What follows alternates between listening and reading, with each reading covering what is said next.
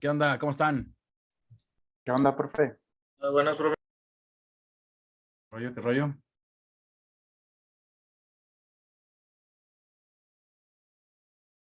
Bien. A ver, déjenme pongo aquí.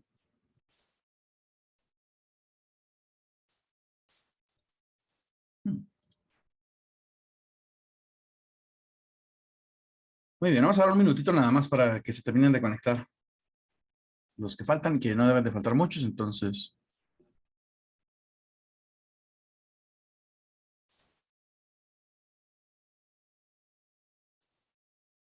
¿Cuántos somos aquí en el grupo?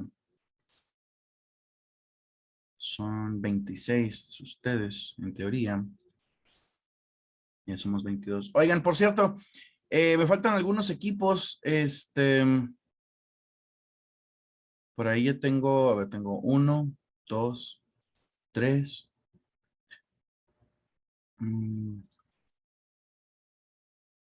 4,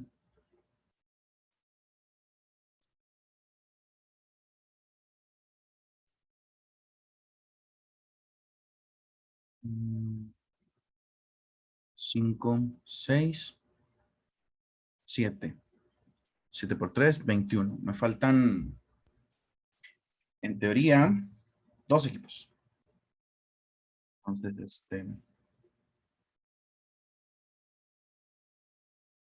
uno más. Sí, exactamente. En teoría me faltan 2 equipos. Por favor, aquellos que falten de conseguir equipo, mándenme un mensajito. Creo que por ahí había alguien que también, preguntó en el chat de Discord si tenían algún equipo que faltara. Entonces, porfa, ya para poder hacer las actividades, yo creo que en la próxima clase ya les voy a poner así que se pueda registrar y eso. Pero sí, porque acuérdense que van a ver ahí como actividades y cosas y puntos, entonces pues hay que ponerse a registrarse en sus equipos. Y bueno, yo creo que ya es buena hora. Vamos a empezar. Esto está grabando solo, es cierto, es cierto. Muy bien, entonces, vamos a poner la presentación. Esperen, necesito compartir pantalla. Y vamos a poner la presentación. Y bueno. Muy bien. Pues bienvenidos a una nueva sesión de diseño de elementos de máquinas. En esta ocasión, vamos a platicar acerca bueno, de hecho vamos a entrar ya a los temas de la materia, ¿no? Como que hemos estado platicando un poquito la semana pasada de conceptos que eran como básicos, ¿no? Conceptos que eran necesarios para retomarlos, como ir a buscar ahí en los rincones oscuros de su cerebro, ver dónde estaban, alguna vez lo habían aprendido. Y ahorita lo vamos a volver a buscar, de hecho vamos a volver a utilizar este conocimiento de mecánica de materiales y todas estas cuestiones para poder trabajar con diseño de elementos de máquinas. Pero bueno, como les prometí la vez pasada, vamos a empezar con el tema de falla estática dúctil, ¿sí? O sea, el fenómeno de la falla mecánica se divide en dinámica y estática. El fenómeno de la falla estática se comporta diferente si los materiales son dúctiles o si son frágiles, ¿sí? Y esto, como ustedes recordarán de la clase pasada, pues tiene mucho sentido porque debido a que los materiales dúctiles y los frágiles tienen comportamientos, sí, muy diferentes en ciertas cuestiones, pues tiene sentido que fallen por diferentes motivos, ¿no? O que sus modos de falla sean diferentes. Sin embargo, aquí vemos unas cuantas teorías, vemos 6 teorías, pero con que aprendamos bien, como les comentaba, las primeras 2, vamos a ver que el concepto es muy similar. A pesar de que los principios son un poco diferentes, la manera de trabajar las teorías es muy parecida. Partiendo con esta, que es la primerita, que es la teoría de Maximum Shear Stress, o sea, máximo esfuerzo cortante, conocida también como la teoría de Tresca. Se las escribo rápidamente porque aquí así la pueden ver también en muchos materiales o en muchos, incluso en las preguntas de Ceneval, a veces viene así como, Tresca o máximo esfuerzo cortante. Y la teoría del máximo esfuerzo cortante nos dice que Bueno, esto que tenemos aquí es como la versión formal de la definición de la teoría, ¿no? Nos dice que la cedencia o la falla empieza cuando el esfuerzo cortante máximo supera un nivel de cortante máximo en una prueba de laboratorio, ¿sí? En pocas palabras, casi siempre, y esto lo voy a plantear aquí de una vez, porque esto va a servir, les digo, para las demás teorías. Casi siempre los criterios de falla, recordemos que, primero que nada, nos ayudan a establecer cuándo va a existir la falla, ¿sí? Porque recuerden que la falla, ¿qué dijimos? Que es un fenómeno de qué estilo. La falla es un fenómeno, bueno, podríamos decir estocástico para ser más estocástico, o en otras palabras, no sabemos qué va a pasar siempre. Bajo las mismas condiciones aparentes, no siempre ocurre lo mismo. Entonces, por ende, hay varias teorías y las teorías lo que nos van a dar van a ser criterios. El criterio nos ayuda a saber cuándo, disculpen mi letra, cuándo va a fallar la pieza, componente, parte, como quieran, ¿no? Entonces, el criterio de falla nos va a saber, nos va a decir cuándo. De hecho, um, podríamos verlo de la siguiente manera. En mecánica de materiales, y esto es algo que nos va a servir mucho también en esta etapa específicamente, en la parte de falla estática. Aquí lo que queremos saber es dónde. Esta es la pregunta. ¿Dónde va a ocurrir la falla? Si ustedes se acuerdan, cuando hablábamos ahí está. Cuando hablábamos de mecánica de materiales, lo que decíamos casi siempre era, no, pues tienes una pieza y tiene así como que como las de laboratorio, ¿no? Y le aplicamos una carga y entonces sabemos que pues aquí en estas partes puede haber mucha concentración de esfuerzos. Aquí tenemos algo en el chat, no sé si... Ah, ok, bienvenido los que estaban ahí en el TEC. Sí, es que íbamos para el SIG y lo dijeron, no, aquí no, a Centro Estudiantil. Y pues como andamos con las botas de seguridad. Oye, una pregunta, entonces ya hay un espacio para que trabajen en el TEC si tienen clases presenciales. Sí, no, bueno, más, por ejemplo, los que tenemos laboratorios y que Ah, no, y que tenemos corridas y que estamos fuera del plan de high-tech, pues nos mandan a estos espacios. ok, pero si ya, o sea, la pregunta era si ya existía algo Sí, así, ah, sí, sí, entonces, sí, sí. bien, entonces, gracias, Edwin. Es Tomo y Centro Estudiantil, no, no el SIG todavía, el SIG va a estar hasta la siguiente semana. Ah, bueno, ok, por ahí, bueno, estamos pendientes, ahorita, de hecho, justamente a esta hora hay una junta ahí en ingeniería donde están explicando qué onda con el acceso a las clases, qué onda con los modelos híbridos. Sí, exacto, aquí dice Alejandro, también gracias por la info.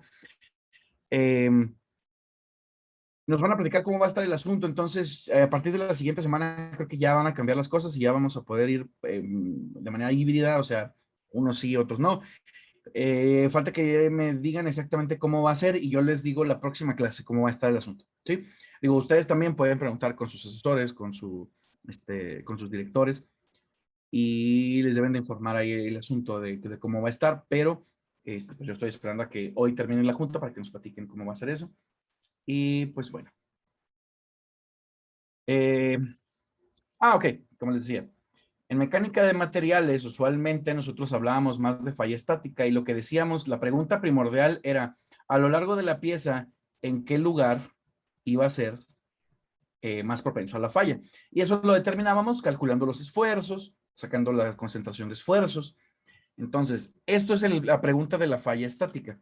Cuando nos vayamos a la falla dinámica, voy a borrar aquí un poco. O sea, una vez que ya ubicamos cuál es el punto más propenso a los esfuerzos, vamos a ver que la falla dinámica, también conocida como fatiga, la pregunta aquí realmente es saber cuándo va a ocurrir la falla. Entonces, vamos a empezar analizando estos parámetros que se parecen a lo que vimos en mecánica de materiales. Y después que ubiquemos el dónde, vamos a ubicar el cuándo. ¿Sí? O sea, ¿cuándo específicamente? Porque las cargas, sabemos que nosotros que son cargas que cambian con el tiempo, ¿no? O sea, que tienen valores variables, puntos variables, direcciones variables. Entonces, el análisis de fatiga nos va a permitir predecir. Ya sabríamos en dónde ocurriría la falla, entonces ahora cuándo va a ocurrir la falla, en qué punto, después de cuántos ciclos de operación.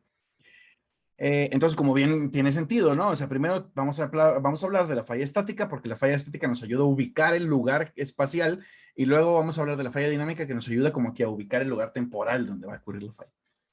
Entonces, volviendo al tema original. Los criterios de falla, lo que nos van a dar, van a ser herramientas para determinar, en este caso, bueno, primero aquí lo voy a borrar.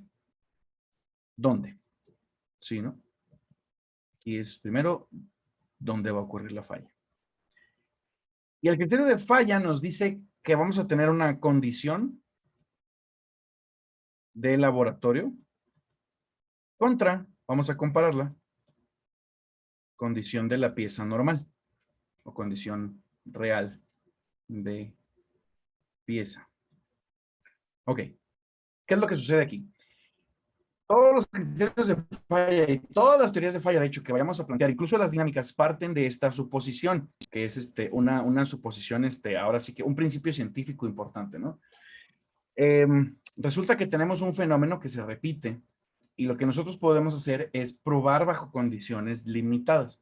Es decir, la prueba de tensión, por ejemplo, ¿no? Tenemos la prueba de tensión de laboratorio y decimos, vamos a hacer una aleación T 2016 de aluminio.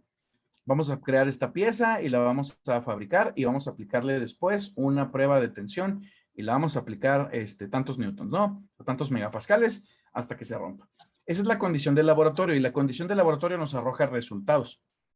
Entonces, en este caso, por ejemplo, en la primera teoría que vamos a ver nosotros, estamos hablando de maximum shear stress o de máximo esfuerzo cortante.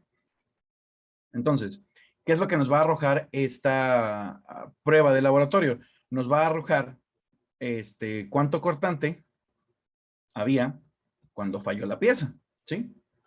A ver, vamos a poner aquí cortante máximo que causó falla en prueba de laboratorio, para dejarlo de una manera más clara, ¿no? Prueba de la.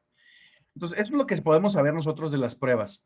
Y como les decía, un principio científico importante es precisamente suponer que si yo hago una pieza del mismo material de esta aleación T2016 de aluminio, y si esa pieza en algún punto, eso es lo que dice la teoría de Tresca o la teoría del máximo esfuerzo cortante. Digamos que tenemos así como una pieza, ¿no? Una de esas papas flotantes de física. Supongamos que tenemos una pieza. Si en algún punto de esta pieza el esfuerzo cortante que está presente supera al esfuerzo que hizo que la pieza de laboratorio se rompiera, en ese caso vamos a suponer que lo mismo le va a pasar a la pieza real, que va a fallar aquí, cuando el esfuerzo actual o real supere al esfuerzo de laboratorio, vamos a ponerle así, ¿no? O el esfuerzo máximo permisible. Entonces, eso es lo que estamos diciendo aquí con la teoría. Todas las teorías van a tener una redacción más o menos similar. Tenemos una condición de laboratorio ideal y tenemos una condición real de la pieza. Lo que nos, precisamente como más bien, quiero hacer el ejercicio aquí mental, ¿no? ¿Por qué tenemos teorías de falla y no tenemos como la regla de la falla, ¿no? Porque la condición real de la pieza, esta parte de aquí, se ve afectada por un chorro de factores. Entonces, esto es una manera de analizarlo, ¿no? Decir, bueno, pues yo creo que si aquí hay mucha tensión, si el cortante logra romper esta pieza, entonces el mismo cortante presente en otro punto de una pieza hecha de otro material también. Pero resulta que esta pieza tiene diferentes condiciones de operación. Por ejemplo, tiene diferentes formas. La pieza no está maquinada tal vez. La pieza tal vez tiene otro proceso de manufactura. Tal vez el proceso de formado también le cambia sus propiedades mecánicas en cierto grado. Las concentraciones de esfuerzo, tal vez por la forma, hay que considerar que puede haber un cambio ahí. Entonces, lo que hacemos nosotros al analizar las condiciones de la pieza real es tratar de tomar en cuenta todas las cosas que pueden hacer que la pieza se comporte de una manera más débil y luego la comparamos contra la resistencia natural del material, que eso es lo que obtenemos de la prueba de laboratorio. ¿Sí? ¿Sí me estoy explicando? No sé si alguna, le di un par de vueltas, pero... Sí, profesor. Básicamente, bueno, por lo que terminé entendiendo es, Ajá. si en una condición real terminamos superando las pruebas que hicieron en el laboratorio, entonces la pieza va a tender a fallar. Exactamente. Perfecto, Edwin. Y de hecho, las diferentes teorías consideran diferentes condiciones que hay que romper. Si, por ejemplo, la teoría de Tresca considera que la condición que se debe de vigilar es la del cortante máximo. Entonces, justamente eso es. Muy bien. Entonces, vamos a volver a la presentación. Ok, entonces este párrafo que viene aquí es toda esta explicación que les acabo de dar, nada más que esto en versión formal, también conocida como la teoría de Tresca. Y después vamos a ver que esto es la condición de la que les hablaba, ¿no? ¿Qué condición es? Maximum Shear Stress o Tresca considera, o máximo esfuerzo cortante, ¿verdad? Para recordarlo en inglés. Considera que el esfuerzo máximo sucede en un punto, bueno, más bien, perdón. Considera que el esfuerzo máximo que hace que una pieza de laboratorio se rompa es la mitad del esfuerzo de excedencia. ¿Sí? O sea, cuando digamos que tenemos, por ejemplo, ese mismo aluminio, ¿no? Y decimos que su esfuerzo de excedencia o su yield strength es de 70 megas. Entonces, ¿qué es lo que dice? Cuando el cortante que hace que una pieza falle en el laboratorio es la mitad del yield strength. Eso pasa cuando ponemos la pieza de laboratorio y aquí se desarrolla un cortante que es la mitad del yield strength, la pieza falla. Eso es lo que nos dice la teoría. Bueno, más bien, eso es lo que nos dice los cálculos. Lo que nos dice la teoría de Tresca es, compara este valor, la mitad del yield strength, contra lo que tú le estás haciendo a la pieza. Y lo que le estamos haciendo a la pieza se calcula de esta manera.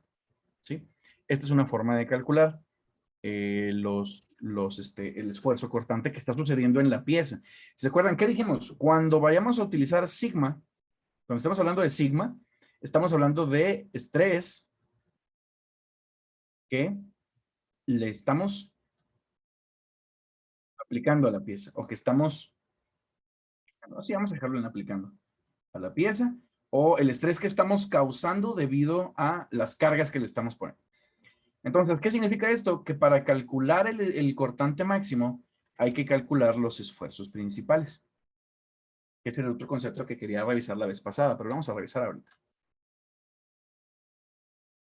Ok, entonces, el criterio de falla, en pocas palabras, se puede resumir en esto.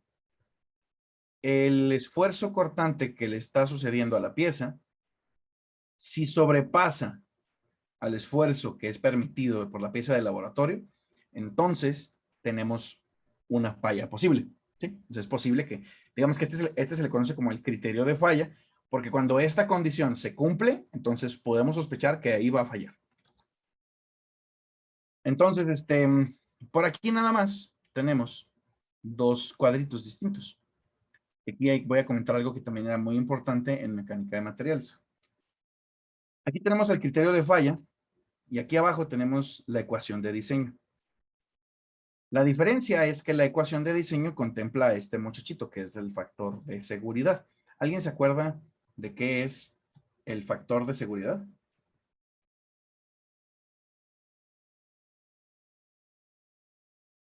¿Alguien que nos pueda platicar?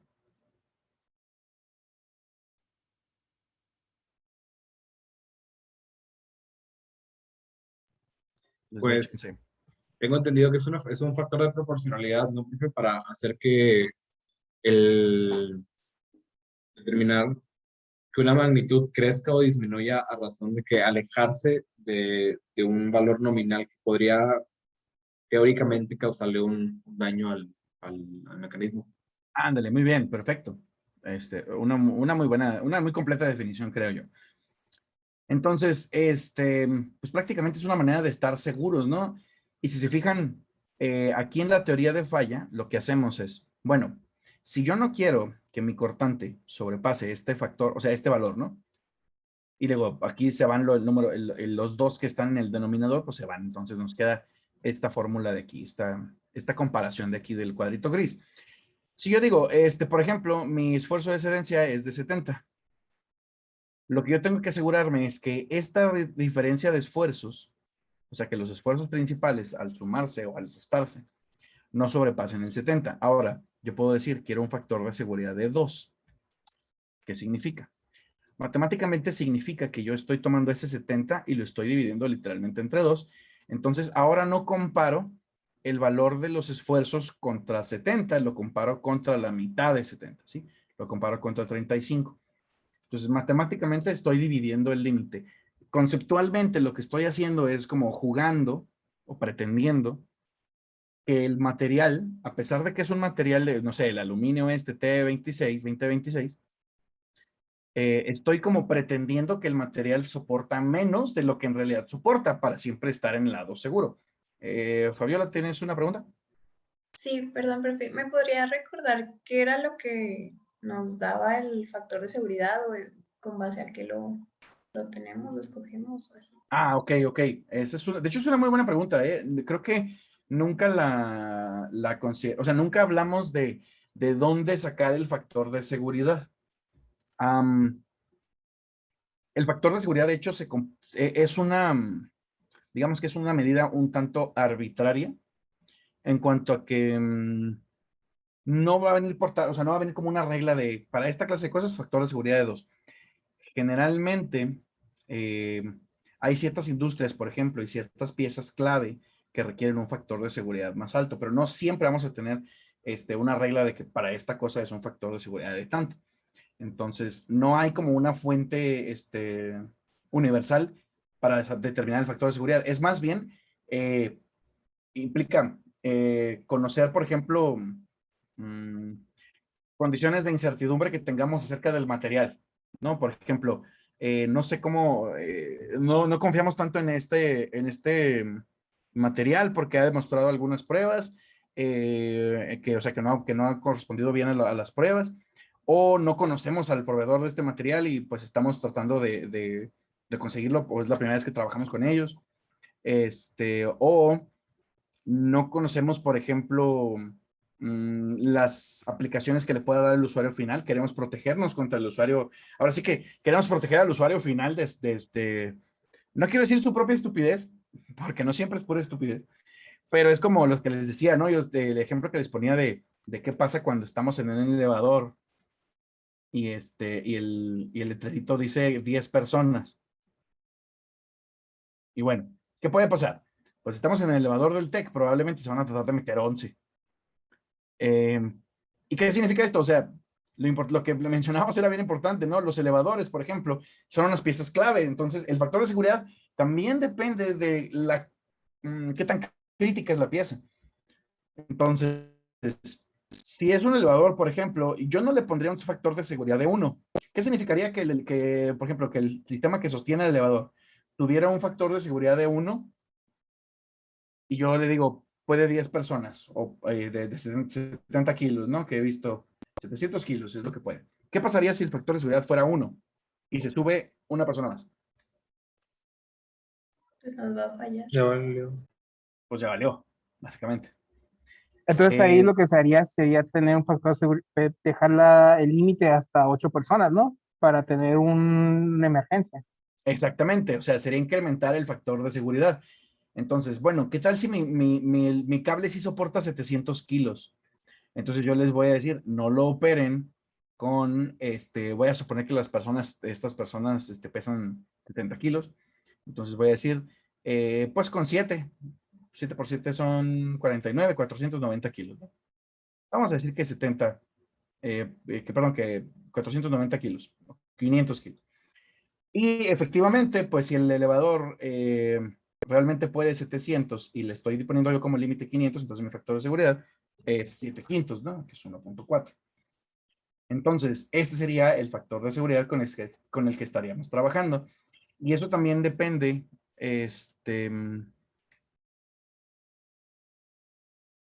vamos a ver, pero es que los elevadores son unas cosas con factores de seguridad ridículos. Sí, pues es que también la gente, O sea, de nueva cuenta, consideras cómo lo va a usar y te estás protegiendo al sistema contra un uso que tal vez pueda darse inadecuado, ¿no? Por ejemplo, ¿qué tal si llegan 7 personas y brincan? Entonces, digo, obviamente hay límites, ¿no? Ya no se les puede culpar a los diseñadores del elevador si todas 7 personas se ponen de acuerdo y brincan todas y crean una fuerza como si fueran 14, ¿no? Entonces, O que de la Pero, nada se me la mata. pero entiendo que aquí en mecánica tampoco son tan conservadores, ¿no? Porque, por ejemplo, en electrónica a veces se hablan de factores de seguridad de hasta 10. Entonces, no creo que esto aplique aquí en mecánica, ¿o sí? no, de hecho, pues, también una muy buena pregunta. ¿Cuál es un factor así como que regular, ¿no? Pues alrededor de 1.2, 1.5, 2, en aplicaciones más críticas hasta 3, 4. Porque recordemos también, como lo que habíamos dicho al principio, ¿no? Un diseño que está sobradísimo no necesariamente es un buen diseño. Cumple con sus características, pero nuestro trabajo aquí como diseñadores mecánicos o como diseñadores de piezas mecánicas es tratar de proteger a la pieza, o sea, como diseñar, hacer un diseño robusto que funcione, pero que también no esté increíblemente sobrado. Entonces, ahora sí que vamos a tener ¿qué tal, Mauricio? Bienvenido. Ahora sí que vamos a tener que poner a prueba un poquito ahí ¿cómo se puede decir? Vamos a tener que tratar de ver qué piezas son críticas, recuerden, o sea, como juntar estos contextos, ¿no? O sea, ¿en qué contexto se va a manejar la pieza? ¿Qué tan crítica es la pieza? ¿Qué tanto conozco yo la integridad del material? ¿Y cómo sé cómo lo va a usar el usuario final? Entonces, si me puedo proteger de esas cosas, pues ahí, eh, con eso ya decidimos el factor de seguridad. Y este factor de seguridad me detuve también aquí porque va a aparecer en todas las teorías. Entonces, eh, cuando incluimos al factor de seguridad, este criterio de falla se convierte en una ecuación de diseño, porque ya nos permite determinar un valor de esfuerzo permitido. ¿Sí? Muy bien, hasta aquí alguna pregunta. ¿Cómo la ven? ¿Tiene sentido? Los voy a poner de este lado para que no me tapen, pero si estoy viendo hacia este lado de la pantalla, los estoy viendo a ustedes. Bien, ok. Entonces, otra manera de calcular el esfuerzo. Perdón, ¿qué pasó? ¿Una pregunta? Yo, para preguntarle rápido la diapositiva pasada, entonces, o sea, como que, o sea, prácticamente este esfuerzo del real de la pieza, o sea, ¿en qué ayudaría? O sea, pues ya ve que pues hay una condición de laboratorio, ¿no? Y pues que ya nosotros determinamos mediante nosotros, bueno, la condición real de la pieza, o sea, ¿en qué beneficiaría saber, en este caso, la condición real? O sea, Pues es que realmente o sea, la condición de laboratorio es tu referencia, pero lo que le está pasando a la ujú. pieza es la condición, por eso es la condición real de la pieza, ¿no? Es lo que le está sucediendo a la pieza cuando la estás usando. O sea, básicamente te estás aplicando una fuerza, tiene una cierta cantidad de esfuerzo, eso es lo que tú le estás haciendo a la pieza por aplicarle una carga. Entonces, pues es crítico porque la condición real de la pieza, o sea, que es lo que está acá de este lado, es lo que te va a decir si la pieza falla o no. Porque la condición real de la pieza es como tú la estás usando. Si esto del lado izquierdo se pasa del nivel del lado derecho, entonces pierdes. ¿Sí? O sea, hay falla mecánica. Sí, sí me explico. O sea, sí se entiende. Sí se entiende a qué me refiero con la condición real de la pieza. Sí, sí, sí. Porque no sé si sí, o sea, Sí, sí, es que me ha confundido Sí, sí. entre ah, la del laboratorio y la real. es que las volteé acá se voltearon porque venía del lado izquierdo y derecho. Entonces creo que ahí en la presentación se puede haber confundido un poco. Pero sí, más bien es eso. O sea, una es nuestra referencia contra la que vamos a comparar lo que estamos haciendo de la pieza. Muy bien. Muy bien, Memo. ¿Qué onda los demás? ¿Todo Simón, todo bien? bien. Bien, Sí, todo todos. bien, profe. Es todo. Ok. Entonces, otra de las maneras de calcular sí, otra de las maneras de calcular el esfuerzo máximo cortante es con esta formulita de aquí. Esta formulita de aquí, de hecho, se conoce como los principal stresses. No sé si se acordaban de ella, que fue como el último tema que alcanzamos a ver en mecánica de materiales, principal stresses. Los esfuerzos principales. Que los esfuerzos principales son como un resumen de lo que está... Perdón, no un resumen. No. Los esfuerzos principales son el mayor esfuerzo que está sucediendo en un punto. ¿Se acuerdan que teníamos un cuadrito y ese cuadrito lo rotábamos para ver cuál era el esfuerzo que sucedía en estas caras? Y dijimos, cuando rotamos el cuadrito en la orientación que sufre más estrés, ahí tenemos el esfuerzo principal. Entonces, lo que estamos encontrando aquí son los esfuerzos más grandes que existen en algún punto. Y estos esfuerzos, en este caso, aquí hubo un cambio importante. En la versión anterior estábamos hablando de esfuerzo en 3D. Por eso teníamos 3 esfuerzos principales, sigma 1, sigma 2 y sigma 3. Es decir, aquí teníamos un cubito en cuyas caras había un esfuerzo 1, un sigma 2 y tal vez una de compresión, sigma 3. Parece un 6. Sigma 3. Entonces, esto es en 3D. Afortunadamente, la mayoría de los casos que vamos a ver van a ser en 2D. De hecho, el análisis plano va a ser un análisis lo bastante robusto como para servirnos. Y eso es muy bueno porque nos facilita un poco el trabajo, porque cuando el esfuerzo es plano, es decir, cuando no hay esfuerzo en los 3 ejes, sino solo en 2, podemos utilizar esta fórmula de esfuerzos principales. Calcular el esfuerzo que sucede, bueno, más bien los esfuerzos principales en el plano, se calculan con esta fórmula de aquí, ¿no? Que era el promedio más menos el cortante máximo. Así es como se lee esto, ¿no? Esto de aquí es el promedio, esto de aquí es el cortante máximo. Entonces, esta es otra manera también de calcular el esfuerzo cortante máximo. Si yo comparo lo que está en el paréntesis del lado derecho contra la mitad del esfuerzo de excedencia, obtengo también mi criterio de falla, ¿no?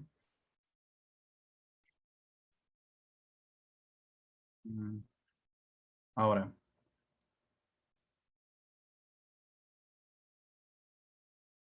ok. Si nosotros lo hacemos a través del cálculo de esfuerzos principales, nos vamos a dar cuenta de que van a haber 2 casos. Vámonos con esta versión del criterio de falla, que es la más reducida, ¿no? La más cortita, que nos dice, sigma, el esfuerzo principal 1 menos el esfuerzo principal 3 es lo que yo tengo que vigilar, la resta de esos esfuerzos. Eso es el cortante máximo. Entonces, puede haber 3 casos de acuerdo con esta fórmula en el caso plano, ¿sí? Porque digamos que ¿qué significa el esfuerzo plano? De nueva cuenta, dibujo aquí el cubito. Significa que, y se acuerdan que teníamos 3 esfuerzos en cada una de las direcciones. Cuando el esfuerzo es plano, significa que uno de ellos es 0. Entonces, solamente existen los otros 2. Pero ¿cuál de ellos es 0? Bueno, puede ser el 1, puede ser el 2, puede ser el 3. Vamos a ponerle aquí negativo. Sigma 3. ¿Cómo sabemos cuál de estos es el que se eliminó? Y eso lo sabemos dependiendo del signo que tengan los esfuerzos principales. Porque aquí vamos a tener solamente sigma A y sigma B. Y sigma A y sigma B pueden ser 3 cosas. Pueden ser o los 2 positivos, o uno positivo y otro negativo, o los 2 negativos. Esos son nuestros 3 casos. Caso 1, caso 2, caso 3. Alguien me puede preguntar, ¿y qué pasa con el caso en el que A es negativo y B es positivo? Este caso no existe porque nos aseguramos siempre de llamarle sigma A al más positivo. Sí, o sea, eso es una nomenclatura nada más. Pero sigma A siempre es el esfuerzo más grande. Si los dos son positivos, entonces sigma A es el mayor. Si uno es negativo y otro es positivo, entonces sigma A siempre es el positivo. Si los dos son negativos, entonces B es el más negativo. Esos son los 3 casos y vamos a ver que dependiendo de eso, Tenemos el caso 1 en el que los dos son mayores de 0, el caso 2 en el que uno es positivo y otro es negativo, y el caso 3 en el que los dos son negativos, y así es como se ordenan. ¿Y qué es lo que vamos a hacer? Bueno, vamos a utilizar esta formulita de aquí. Y nuestro criterio de falla, entonces, para 3K va a tener 3 formas, ¿sí? Para el caso 1, nuestro criterio de falla va a decir, bueno, de hecho, mejor voy a copiar esta fórmula de aquí. Sigma 1 menos sigma 3 es igual a mayor que sigma y. Ok. Entonces, el criterio de falla es sigma 1 menos sigma 1 menos sigma 3. Cuando sea mayor o igual que el esfuerzo de excedencia, esta cosa truena. Entonces, en el caso 1, si se fijan, tenemos 3 esfuerzos siempre en 3D. Tenemos sigma 1, sigma 2, sigma 3. Sigma 1 es sigma A, porque es el más positivo. Sigma 2 es sigma B, porque es el siguiente más positivo. Y sigma 3 es el siguiente más positivo. En este caso, en el caso en el que los dos son positivos, sigma A es sigma 1 y sigma B es sigma 2. ¿Y qué nos dice la fórmula? El criterio de falla nos dice, vamos a cambiar de color. El criterio de falla nos dice sigma 1, que es sigma A, menos sigma 3, que es 0. Entonces, se vuelve simplemente sigma A menos 0.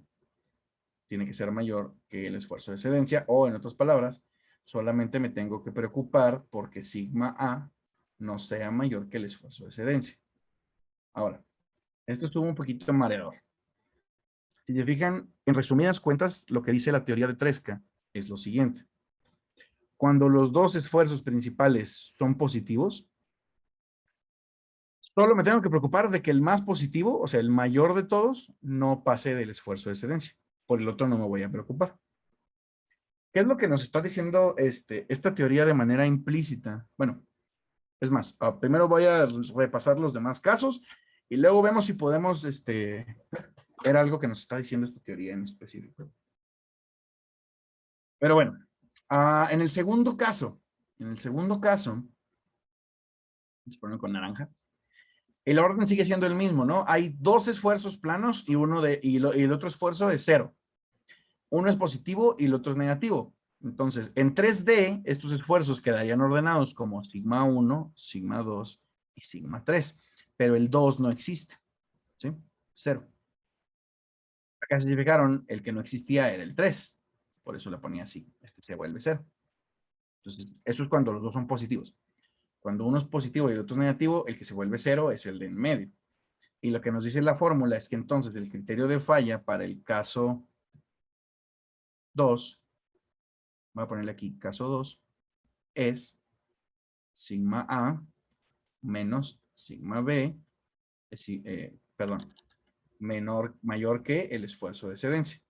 Entonces, si se fijan, aquí lo que nos está diciendo la fórmula en palabras más como en una palabra menos matemática, ¿no? Más bien, más explicado es cuando cuando un esfuerzo principal es positivo y el otro es negativo, entonces tenemos que preocuparnos por los dos, porque el negativo se va a sumar al positivo. Si se fijan, este valor es negativo y este valor es positivo. Entonces, al tener aquí una resta, lo que va a pasar es que se van a sumar. Ahorita vamos a ver un ejemplo y creo que va a quedar más claro. Y luego, por último, tenemos el caso 3, donde los dos son negativos y de nueva cuenta, el caso plano lo convertimos en un caso 3D. Sigma 2, sigma 3. ¿Está? Y entonces, sigma 1, que es el más grande, es 0. Sigma A es sigma 2 y sigma 3 es sigma B. Y lo que nos dice la teoría, el criterio de falla para el caso 3 es simplemente sigma 1 es 0, entonces menos sigma B tiene que ser mayor al esfuerzo de excedencia. Ok. ¿Qué onda? ¿Se entendió lo que está pasando más o menos? Pero sí, profe, pero ahí igual sigma B en el tercer caso sería positivo, ¿no? Exactamente. Ok. O sea, al final esto se va a volver positivo, ¿no? Porque sigma B es, ambos son negativos en el caso 3. Es por eso que estaba mencionando ahorita que no podía existir un caso de A negativo, ¿no? Sí, exactamente. O sea, Ujú. la nomenclatura, o sea, la regla es sigma A siempre es mayor o igual que sigma B. Entonces, si tenemos dos esfuerzos principales, ¿se acuerdan de la fórmula de esfuerzos principales, no? La fórmula tiene un más menos. Entonces, el sigma A siempre es el que se calcula con el más y sigma B siempre es el que se calcula con el menos. Entonces, sigma A siempre va a terminar siendo mayor o más positivo que sigma B. Entonces, por eso no existe el otro caso. Es cierto, es correcto, Eden. Muy bien. Entonces, si se fijan, de nueva cuenta, lo que nos están diciendo la teoría es, vamos a ponerlo así de esta manera. Vamos a suponer que tenemos nuestros esfuerzos principales. Y que el primero nos da 50 y el segundo nos da, vamos a poner el primer caso, que es, bueno, es más, voy a saltarme la siguiente presentación para que quede esto un poquito más claro. Vamos a borrar. Bueno, ¿ya podía borrar o tenía algo que copiar? ¿No? ¿Todo bien? Ok. Entonces, entiendo que sí. Muy bien. Esto de aquí, de hecho, es una representación gráfica de lo que conocemos como la safe zone. ¿Sí? La zona segura. Todo lo que está dentro de esta formita es una zona, está dentro de la seguridad de la teoría. Es decir, la teoría asume que no va a fallar. Ahora, ¿cómo se construye esta gráfica? Graficamos los dos esfuerzos principales. Sigma A es el eje X, sigma B es el eje Y. Y lo que decimos es, de acuerdo con la teoría de Tresca, nuestro límite, nuestra frontera, en el cuadrante 1, el cuadrante 1 es el caso 1. Voy a cambiar de color, porque se me hace que el rojo se ve como muy agresivo. El caso 1, ándale. El caso 1, cuando sigma A y sigma B, ambos son mayores que 0. En el caso 1, los dos son positivos. Entonces, lo que nos dice la teoría es, tú nada más preocúpate de que tu esfuerzo más positivo no sobrepase este límite, que es el esfuerzo de excedencia. Entonces, por ejemplo, supongamos que tenemos un esfuerzo de excedencia de 70, como habíamos dicho, ¿no? Un aluminio ahí muy, muy clásico.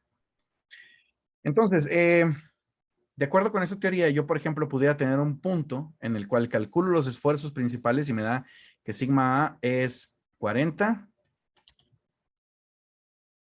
Sigma, ay, perdón, vamos a poner un número bonito. Sigma A es 40 y que sigma B 30, ¿no? Estoy poniendo un ejemplo así random. Entonces, ¿qué va a pasar? Si yo checo la gráfica, sigma Y es 70, ¿no? Entonces, sigma A de 40 es más o menos como aquí pasando la mitad.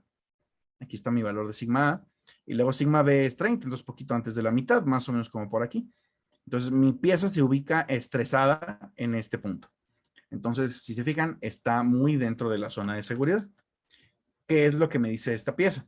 Yo podría incrementar este esfuerzo, podría incrementarlo y podría hacer que creciera hasta 70, de hecho.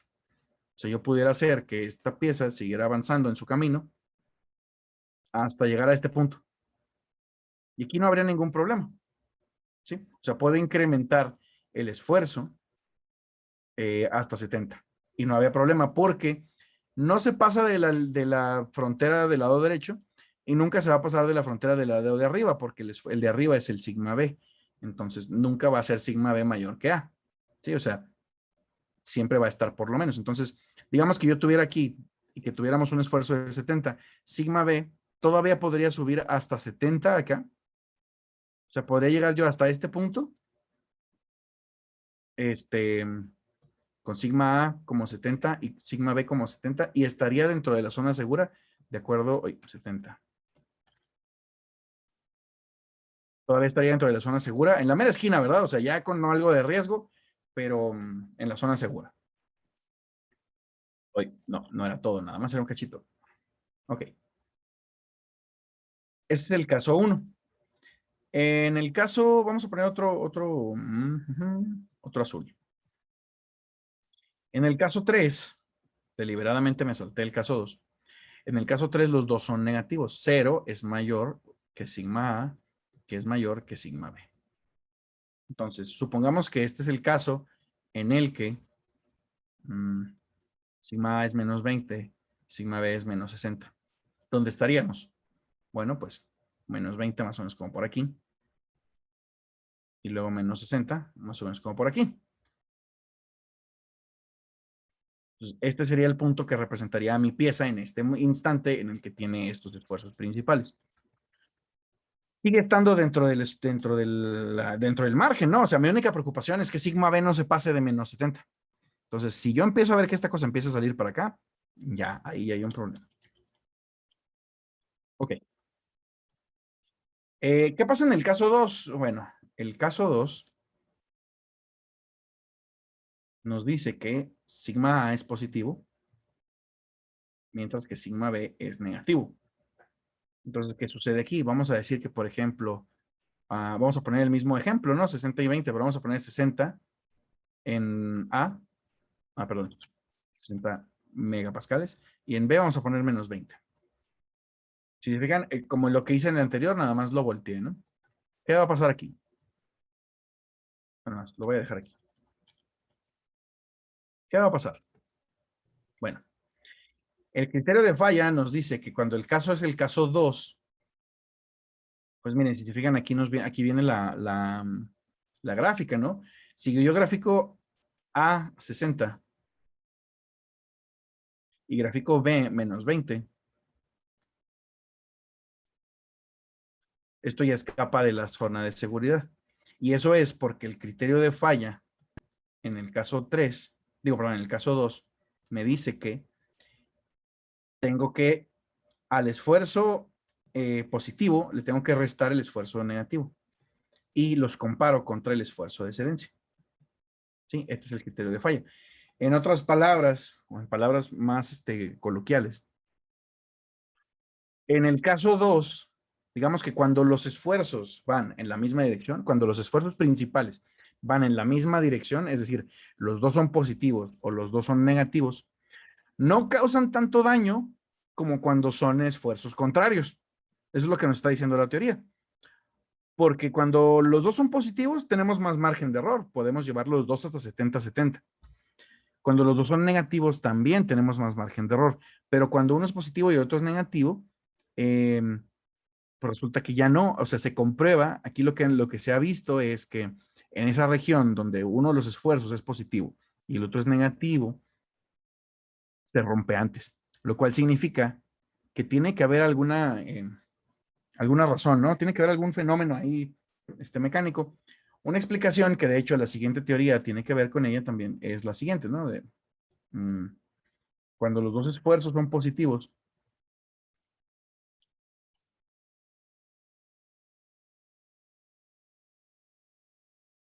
¿qué es lo que pasa? Si yo dejo que los esfuerzos actúen sobre este cuadrito, ¿qué va a pasar?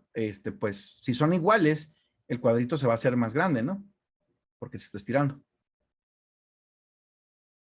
Y lo mismo va a pasar acá en el caso 3, ¿no? Si todos los lados recibe compresión, pues el cuadrito se hace más pequeño.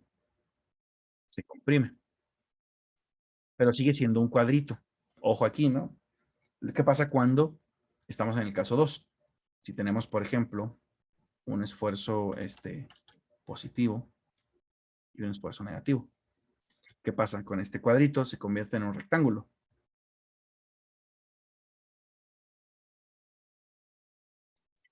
Entonces, una de las teorías, que de hecho la siguiente teoría de falla se clava más en esta parte, lo que nos dice es que cuando los esfuerzos principales o cuando los esfuerzos que le estoy aplicando causan un cambio de forma, hacen más daño.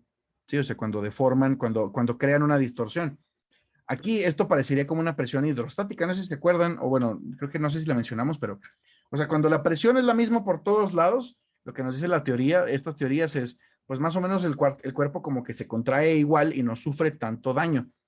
Igual cuando lo estiramos en todos lados, pues se compensa de alguna cierta manera. Pero cuando apachurramos de un lado y jalamos del otro lado, estamos creando un cambio en la forma de las estructuras del cuerpo y en teoría, de acuerdo con esta teoría, así, literalmente, eso causa más daño. Y de hecho, la siguiente teoría todavía se clava más en ese aspecto. Pero bueno, esa es más o menos la idea detrás de esto. Edwin, ¿tienes una pregunta? Sí, era, no, más de un comentario. Es como cuando probamos las probetas de tensión, ya que se hacía como un cuello de botella justamente cuando se terminaban partiendo. Sí, Eso sí me recuerda, porque estamos tirando de tal manera hacia los lados y luego todavía está la fuerza de la masa que va a querer pues tratar de ocupar los espacios vacíos que están formando y se van a empezar a contraer. exactamente. En el caso de la probeta, por ejemplo, del laboratorio, no aplicábamos una compresión así, pero sí estábamos aplicando una tensión directa, ¿no? Entonces, el esfuerzo no era un esfuerzo muy simétrico. Entonces, en efecto, como dice Edwin, generábamos ahí un cortante importante y por eso también la podíamos ver fallar. Muy bien. ¿Qué más comentarios, chicos? ¿Cómo la ven? ¿Tiene sentido ya con la grafiquita y esto? ¿Sí se ve más claro? ¿Sí? Sí, profe. Okidoki. Muy bien. Entonces, vamos a ver. Pues. Vamos bien. Ok. Esto no lo vamos a hacer, son unos ejemplos, pero están muy sencillos. Mejor vamos a soltarnos al ejemplo más complicado, que es este problemita de aquí. Y con esto voy a terminar de repasar unos cuantos conceptos básicos de mecánica de materiales. Muy bien, aquí lo que tenemos es es una pieza que es como si fuera una llave, ¿no? Como estas llaves para apretar pernos o para apretar tuercas.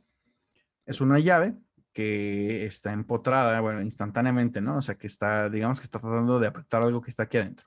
Entonces, esta llave está ahí y nos dicen una cierta cantidad de cosas. El problema que planteamos es el siguiente. Bueno, esta parte de aquí nada más, esto de arriba no es como nada más puro contexto. Vamos a utilizar la teoría de falla para determinar una fuerza máxima.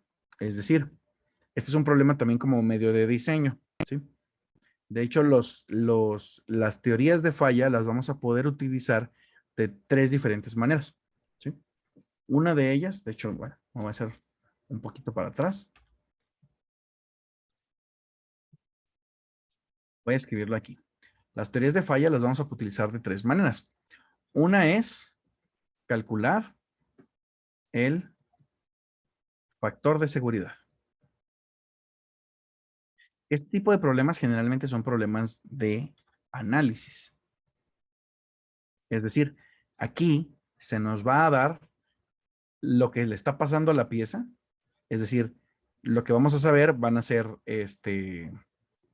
voy a poner aquí, se sabe el esfuerzo aplicado. Y si no se sabe el esfuerzo aplicado, nos dan suficiente información para calcularlo.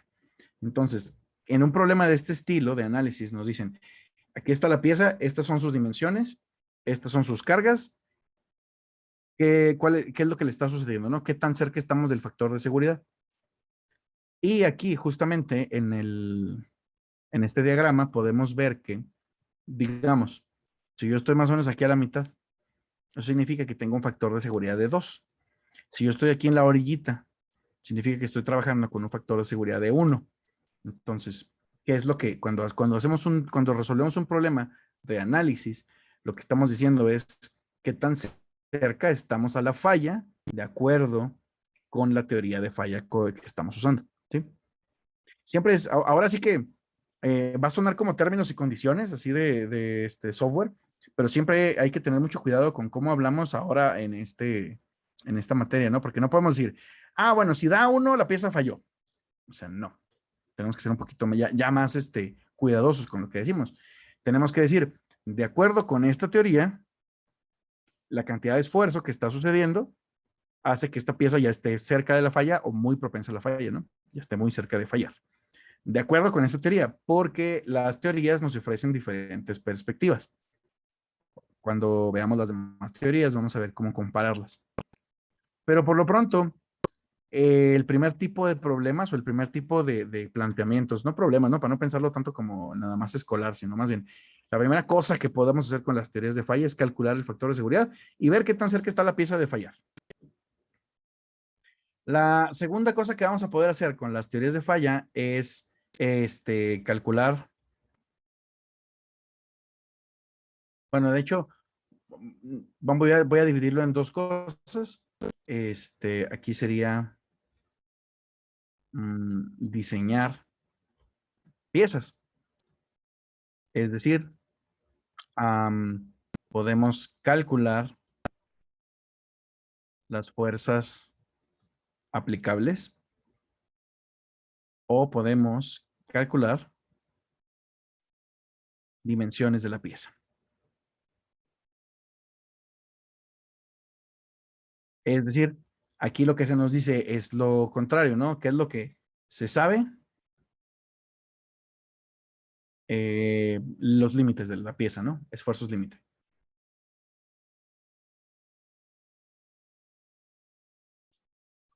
Entonces, aquí es el problema como el que vamos a hacer a continuación. Lo que conocemos son datos acerca del material y datos acerca de la configuración de la pieza.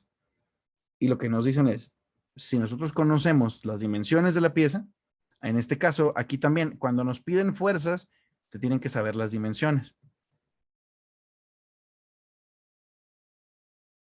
Cuando nos piden dimensiones, se tienen que saber las fuerzas.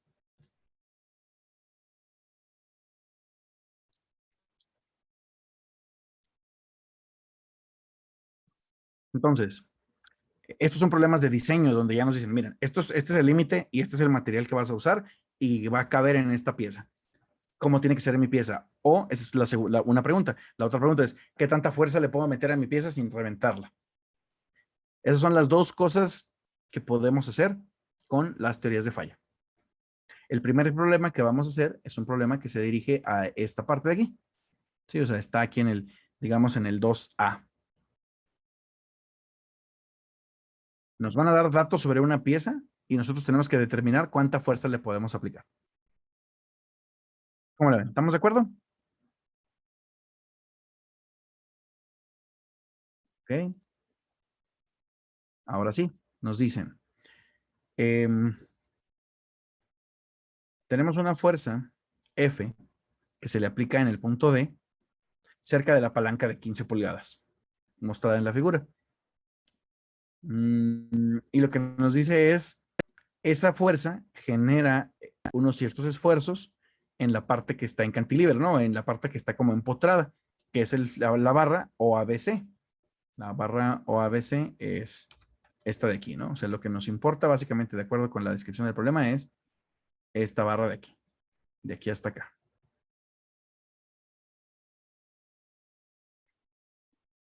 Ok. Luego. Esta barra está hecha de un acero AIC 1035, forjado y tratado con calor de manera que tiene cuando menos un yield strength, un esfuerzo de excedencia de 81 kilo PSI.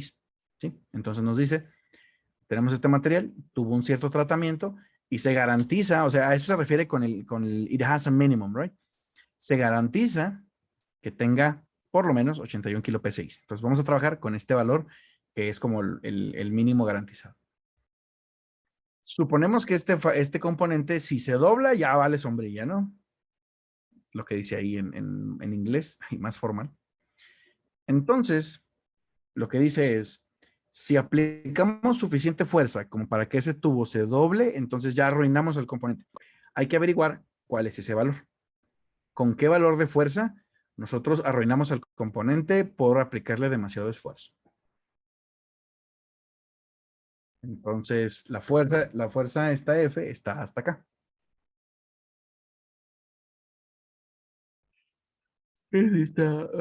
Perdón, es esta fuerza de aquí.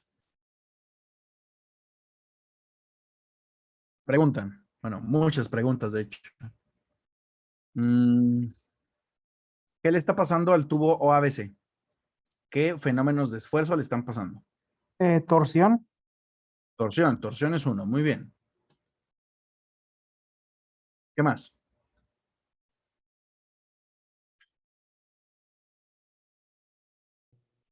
Importante. Cortante. Sí. O sea, cortante transversal, ¿no? Porque la torsión también es cortante. Pero el cortante transversal es otro tipo de fenómeno. ¿Qué más le está pasando? Es un bending, ¿no? Exacto. También tenemos bending o flexión. Porque esta fuerza lo estaría doblando hacia abajo, ¿no? Así como... Muy bien. Y listo, ¿no? No hay carga axial. O sea, nada, no le estamos jalando así, ni tampoco la estamos comprimiendo en la otra dirección. Entonces, no hay carga axial, solamente hay bending, torsión y cortante transversal. Muy bien. Excelente. Ahora, si ustedes, bueno, más bien, ustedes que están encargados de analizar esta pieza, ¿cuál dirían que es el punto más crítico de la barra OABC? ¿Cuál es al crítico me refiero, cuál es el punto que probablemente va a sufrir más esfuerzo? La unión, ¿no, profe? Acá ¿La al lado unión derecho. cuál? La Al lado de T. superior. La parte BC. Los puntos BC, ¿no? Parte BC. Ok. ¿Por qué dicen eso? Yo digo que es esta de aquí. Yo digo Bueno, que es la OA, ¿no? Yo también. yo digo que BC, estoy en opinión con esa porque aparte de estar recibiendo la fuerza en D, está recibiendo el esfuerzo contrario del origen. Ok, ok. Bueno, tenemos opiniones en En todos el lados, ¿no? Ya nos punto, en el expliqué. punto D donde se aplica la fuerza. En el punto. Bueno, esa es otra cosa. Suponemos que la barra D no sufre ningún. O sea, que esa parte es rígida. Vamos a decir que no nos importa. Solamente nos preocupa la barra OABC. A ver, ya nos dijeron por qué creen que en BC. Los que dicen que OA, ¿por qué dicen que OA es la sección que puede tener Yo más digo, profe, peligro? porque como supongamos que estamos apretando, es donde se está resistiendo más, ¿no? Entonces es donde no se quiere mover. Y tú al aplicarle una fuerza, pues estás forzando ahí que se mueva, pero pues eso le aplica a toda la barra, también puede ser en el punto ahí de... Es correcto. Gracias, Enrique. Justamente te iba a comentar, pero qué bueno que ya lo dijiste tú mismo. La barra se resiste toda completa. O sea, el torque lo siente toda la barra. Pero sí hay cosas que son diferentes. Entonces, muy bien. Alguien decía que en medio. ¿Por qué en medio?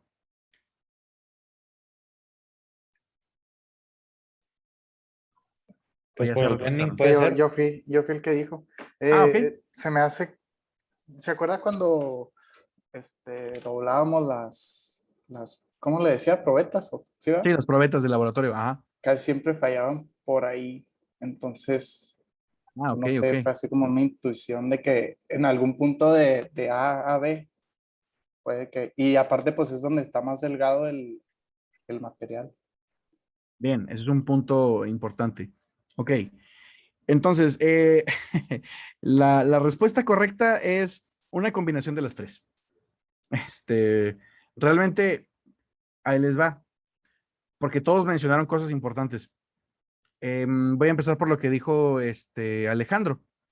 La parte más delgada tiene que ser, es una buena idea sospechar de la parte más delgada, ¿no? Que sea nuestro punto crítico, porque al ser más delgada, sufre más esfuerzo.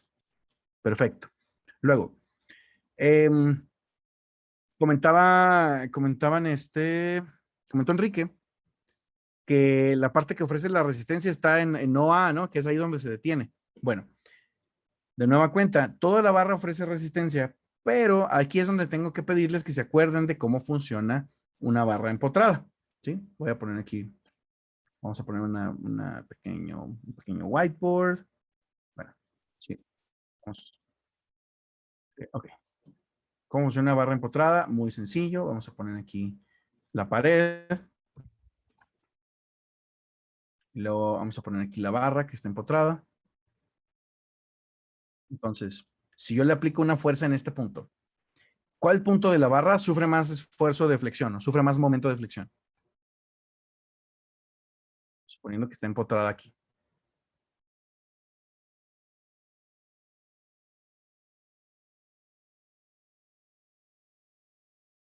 Pues en la unión con la pared, ¿no? La unión con la pared, exactamente, porque si nosotros calculamos el momento, vamos a decir que esta fuerza fueran 10 newtons, ¿no? Y esta distancia fuera 1 metro. Entonces, aquí en la pared tiene que haber una carga de 10 newtons, o sea, una reacción en Y de 10 newtons, pero aparte también tiene que haber un momento de reacción de 10 newton metro. Entonces, el punto que está empotrado es el que sufre más esfuerzo, más momento, porque conforme yo me vaya acercando a la pared, voy a tener cada vez menos momento, ¿no? Si se acuerdan, el momento empieza aquí y entonces lo que pasaría con esta pieza es que probablemente se va a ver así el momento. Va a ir decreciendo. Esto también es un recordatorio de que vamos a tener que calcular momentos internos varias veces. Entonces, vayan a sus notas de mecánica de materiales y chequen cómo calcular los momentos internos de una viga. Diagrama de cortantes y diagrama de momentos. Ese tema nos va a servir aquí mucho. Entonces, volviendo a la presentación, el punto que soporta más esfuerzo de flexión es el punto, mientras más cerca estemos de la pared, o más bien, mientras más lejos estemos de la fuerza. Y si se fijan, esta fuerza yo la trasladé hacia acá, ¿no? O sea, lo que hice fue mover a la fuerza F, la moví para acá, pero para yo trasladarla tengo que agregar algo, ¿no? ¿Qué me falta agregar ahí? Entonces, El momento, exacto. Entonces, un torque, ¿no? Vamos a poner aquí un torque. ¿Qué valor tiene ese torque?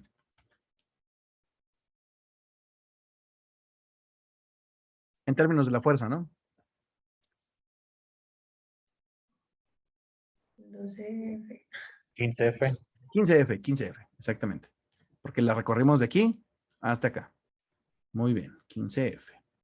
Excelente. Entonces, si se fijan, el torque produce una torsión, que lo vimos la clase pasada, ¿no? El esfuerzo de torsión es torque por radio sobre J, que para un eje circular es 16 torque 16 torque sobre pi por diámetro del cubo. Muy bien. Luego, el esfuerzo de flexión estaría causado, o sea, mientras más me alejo yo de la fuerza, más momento tengo que generar para contrarrestar esta fuerza. Entonces, el momento también va a ser muy grande aquí y luego va a ir bajando conforme nos movamos al punto de la fuerza. Entonces, si bien esta sección es con donde recibe la fuerza, realmente los que están reaccionando o los que sufren más esfuerzo son los que están más pegados acá. Entonces, ya nada más me quedan de candidatos el punto O y el punto A. ¿Cuál de los dos creen que sea más crítico?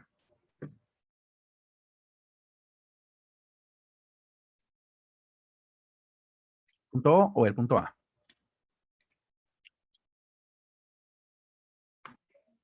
El punto A.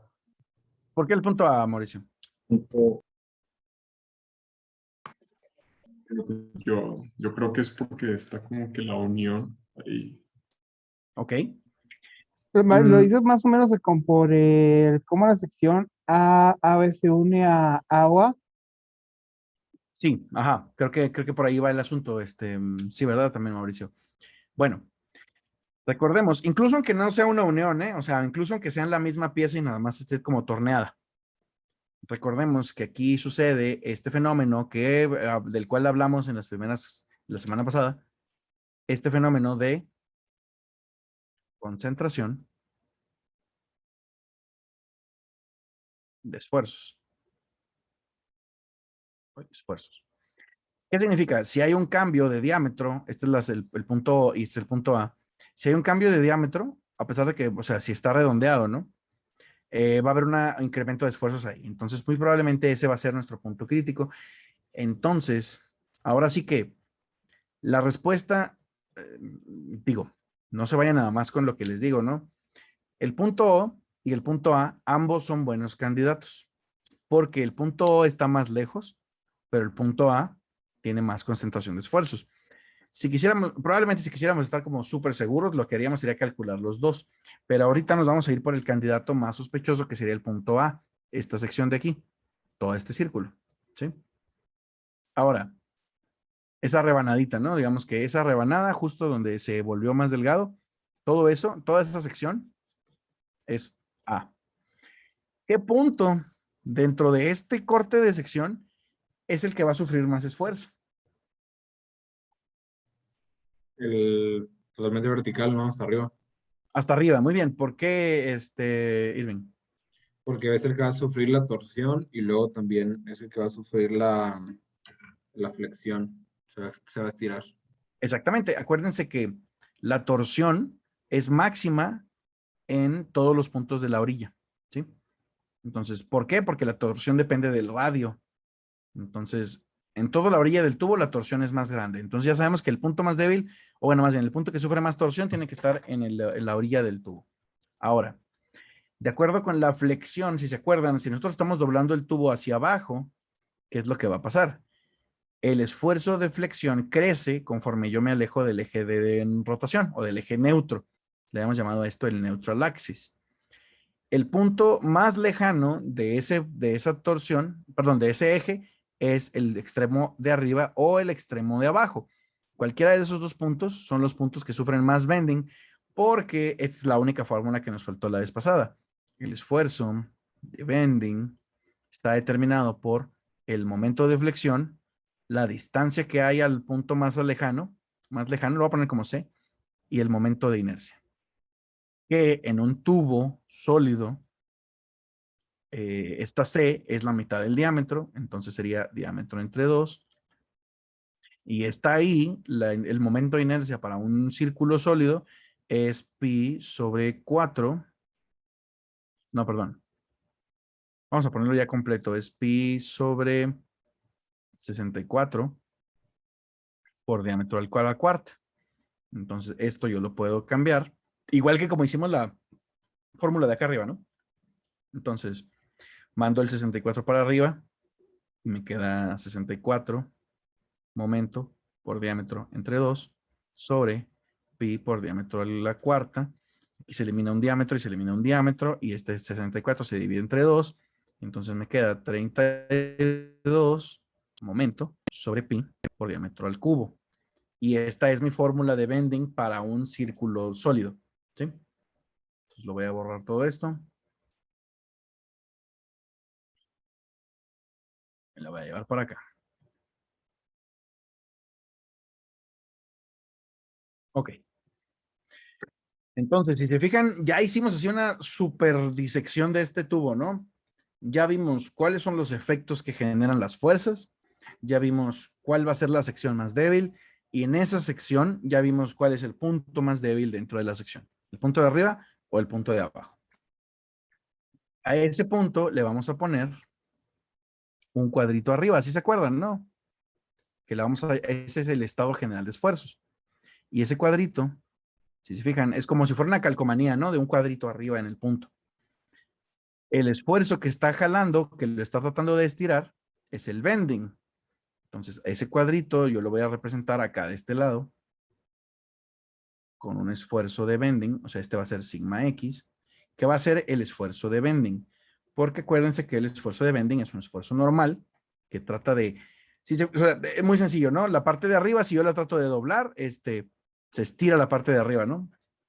O sea, digamos que si vemos a la barrita de lado, y yo le aplico esta fuerza, la parte de arriba se va a hacer más larga, va a sufrir con tensión, mientras que la parte de abajo va a sufrir compresión. Entonces, vamos a ver, vamos a borrar todo Profe, esto. y me recuerda, por favor, por qué hacíamos perpendicular al plano el cuadrito en lugar de hacerlo paralelo. O sea, en lugar de ponerlo aquí. Ajá. Ah, muy bien. Porque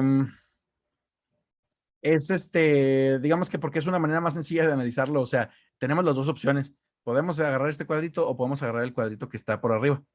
Pero el cuadrito que está por arriba nos permite analizarlo con esfuerzo plano. Porque si no, el esfuerzo de bending saldría del cuadrito, o sea, saldría de la pantalla.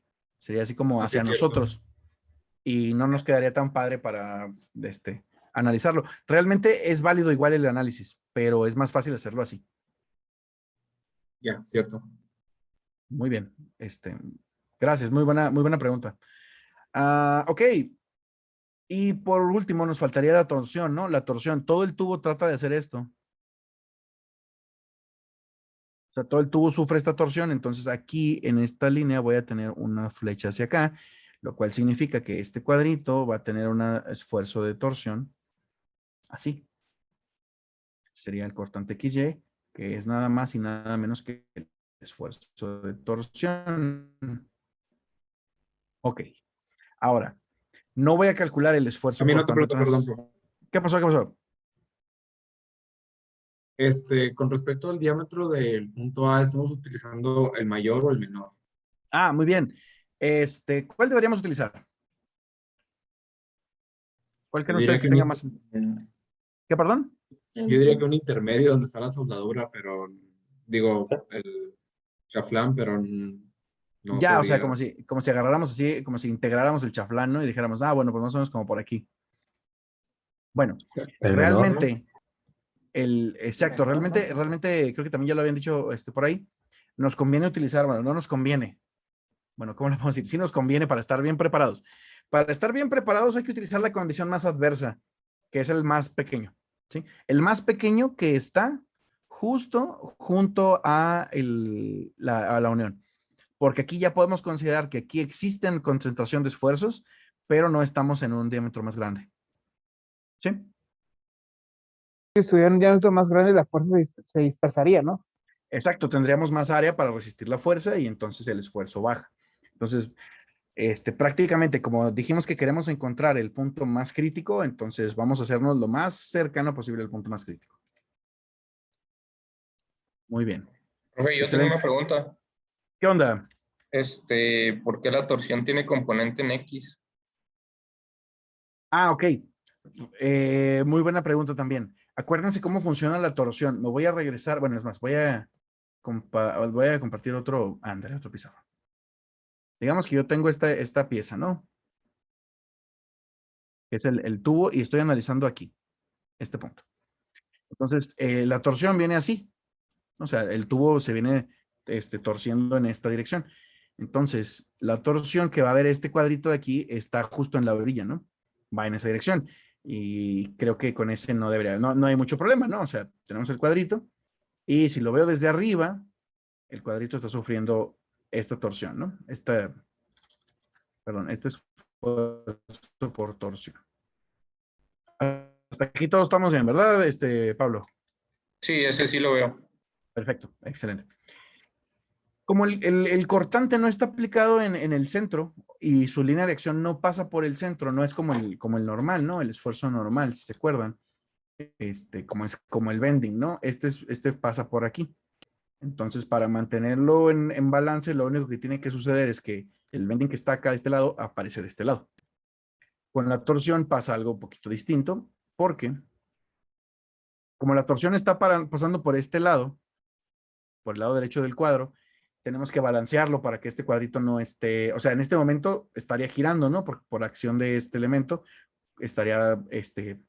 no estaría estático, porque la carga de torsión no está no pasa por aquí, sino que pasa por un lado.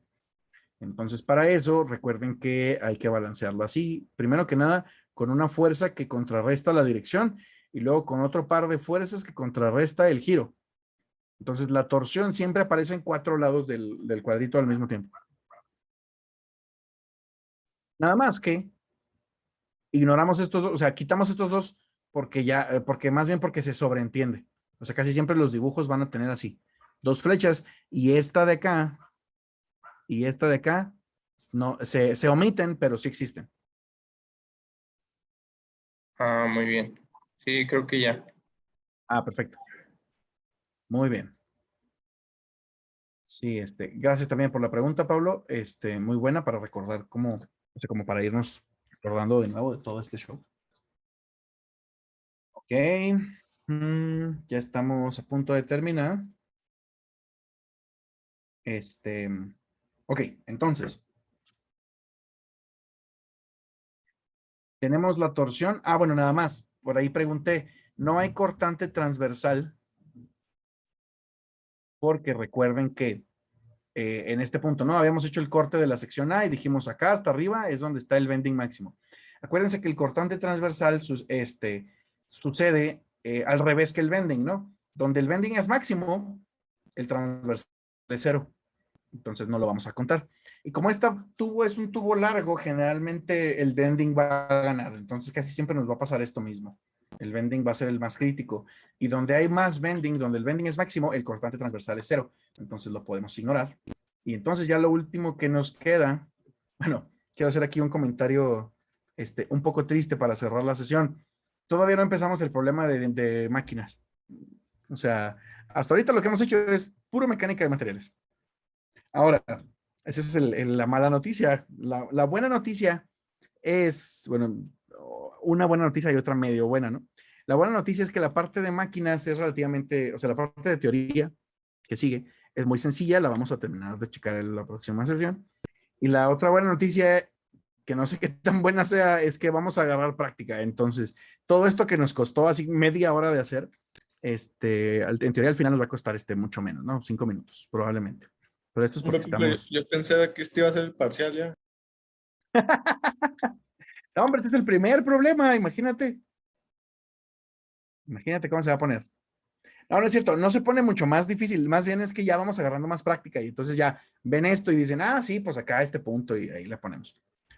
Pero bueno, de nueva cuenta, hasta aquí fue puro ver mecánica de materiales, que es lo que les decía yo la vez pasada, que no terminamos de repasar porque lo íbamos a terminar de ver ahorita.